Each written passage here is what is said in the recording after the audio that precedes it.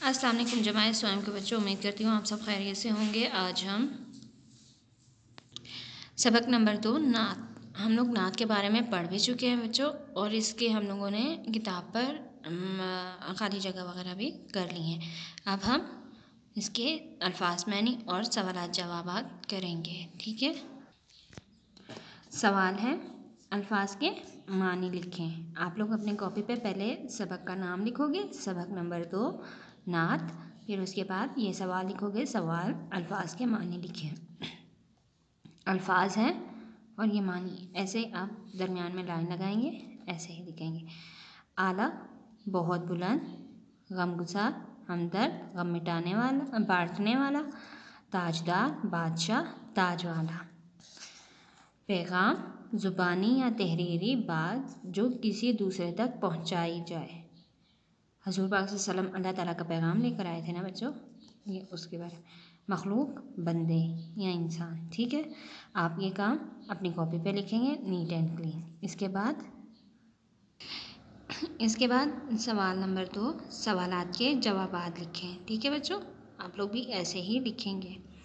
اس کے بعد سوال نمبر 1 ہے، نعت کی تعریف لکھیں، یعنی کہ تعریف کسے کہتے ہیں نعت؟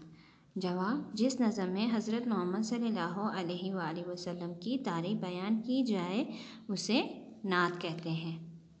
سوال ہے، نبی کریم صلی اللہ علیہ وآلہ وسلم کون سا پیغام لائے؟ نبی کریم اللہ تعالیٰ کی طرف سے حق کا پیغام لائے۔ پھر سوال ہے، نبی کریم کس کی بھلائی کے لیے دنیا میں تشریف لائے؟ جواب، نبی کریم دنیا میں لوگوں کی بھلائی کے لیے تشریف لائے۔ سوال ہے، نبی کریم نے کس دین کی تبلیغ دی؟ جواب، نبی کریم صلی اللہ علیہ وآلہ وسلم نے دین اسلام کی تبلیغ دی۔